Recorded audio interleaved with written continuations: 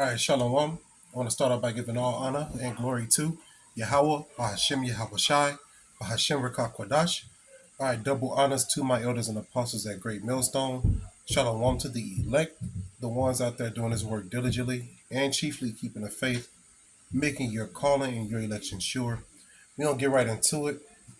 I'm going to do a series on the channel going into edible and medicinal plants.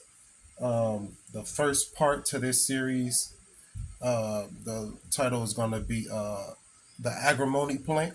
Okay, we're going to go into this plant, get out the medicinal purposes, target the edible parts, and get some information on this plant. Now, this plant can be found in the Midwest. So if you're in the Midwest regions like states like Illinois, Indiana, you know, Iowa, Kansas,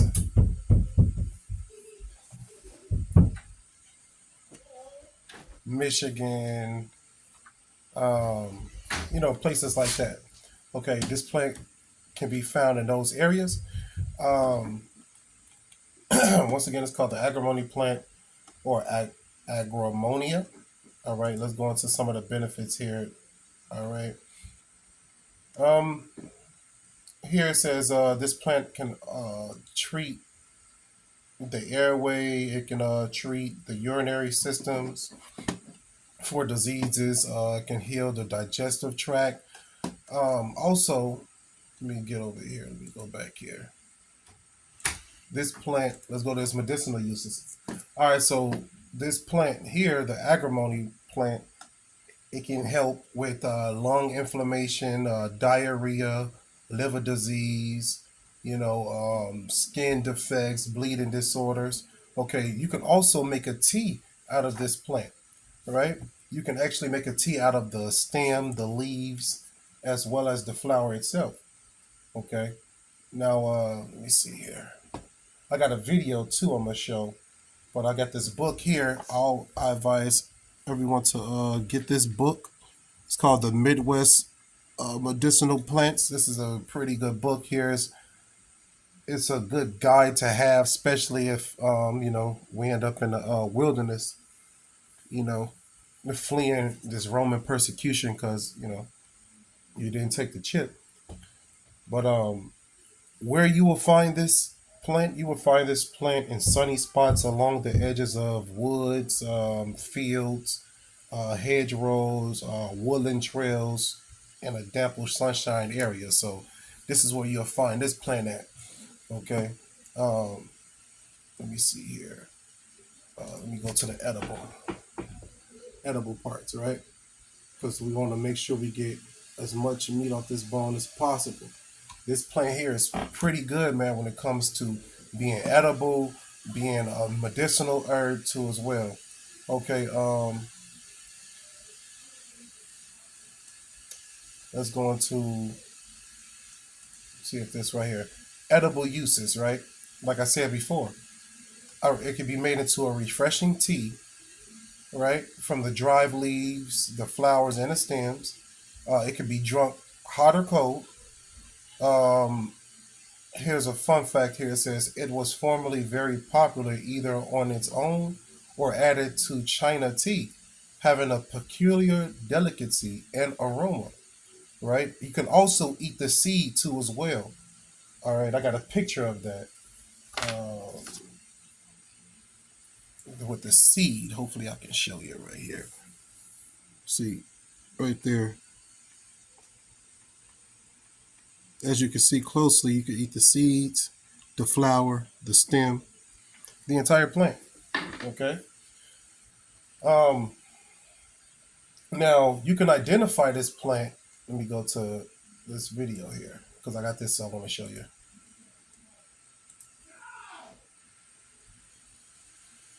Now this is a video from this website, not website, but this YouTuber channel called UK Wildcrafts. I like to look at this channel too as well. Now he's going to go into some of the benefits of this plant too. Some of the things I've said already, but some of the things he's going to say is new. So let's go into it. Hey, welcome to UK Wildcrafts. This is number 3 in my series Medicinal Plants, and this is a popular one among herbalists for its healing properties. This is Agrimony, Agrimonia eupatoria.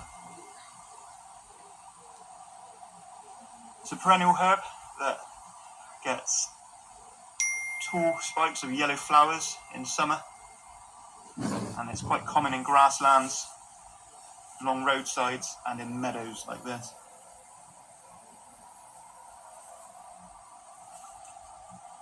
You can use the leaves and the flowers as a herbal tea, as a tincture, or you can just eat them in salads.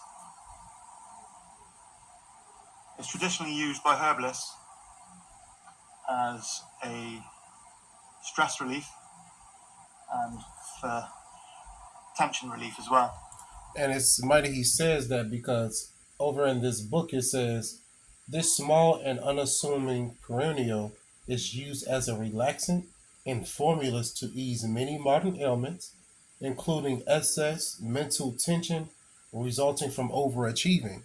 So this is a good plant or a good tea for men in the truth, right? Who's constantly studying, right? Uh, you know, uh, being a good workman unto the Lord, studying in the scriptures.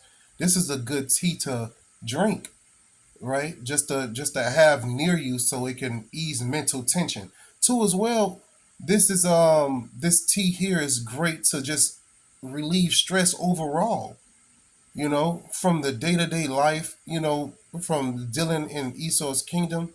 This is a good tea to have in your cabinet for sure. It can also be used on wounds to help the healing and for pain relief. And you can use all parts of the plant that grow above ground, but they are best collected in summer. So the main central stem can be up to 60 centimeters high. They do occasionally have a red tinge on the stem. These ones don't really have that, but they do always have quite a lot of hair on them.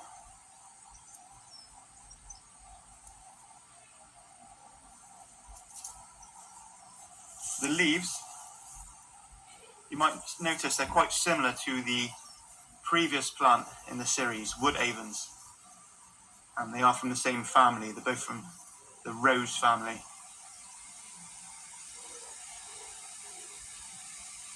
So at the base of the plant, the leaves are bigger and they get smaller as you go up the plant. And you'll notice, like the wood avens, you've got bigger leaves with smaller leaves in between. Those leaves are serrated.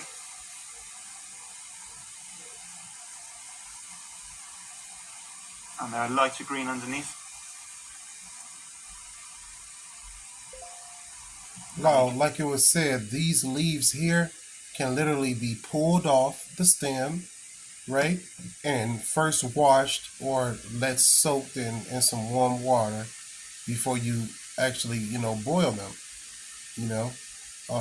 Before you merge them with hot water to boil. You want to first clean these off, with water.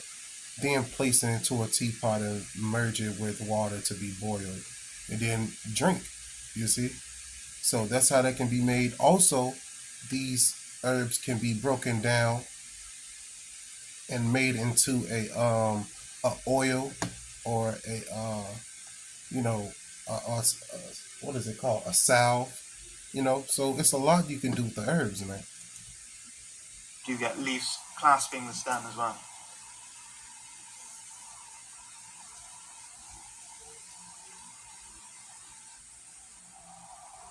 So the flowers appear in early summer. They're quite small. They're usually about 5 to 8 mil across. They have 5 petals. And you get quite a lot on a single flower spike.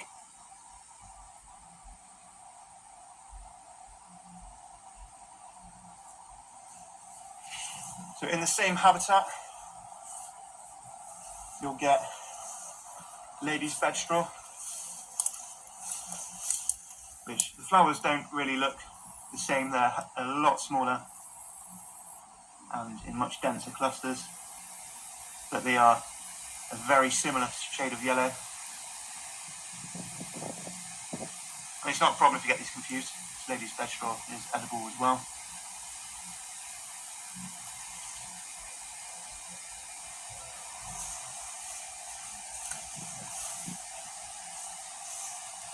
All right, there you have it. So this plant, once again, is called Agrimony.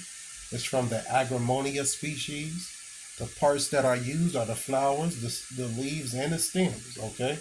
Now, another fun fact is you can mix this Agrimony flower plant with blue vervain to help calm the mind and relieve anxiety and mental tension. So, blue vervain is going to be another plant we're going to eventually go into. But hopefully, this is edifying.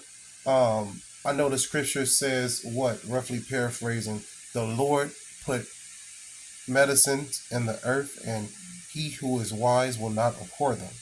Okay, so utilize what the Lord has given you and stay strong in his faith. Shalom. I'm going to end it by giving all honor and glory to Yahweh, Bahashem, Yahweh Shai, Bahashem, Rakah, Kwadash. All right. Double honors once again to my elders and apostles at Great Millstone. Shalom once again to the elect. This is part 1 of the herbal and edible medicinal plants. Shalom.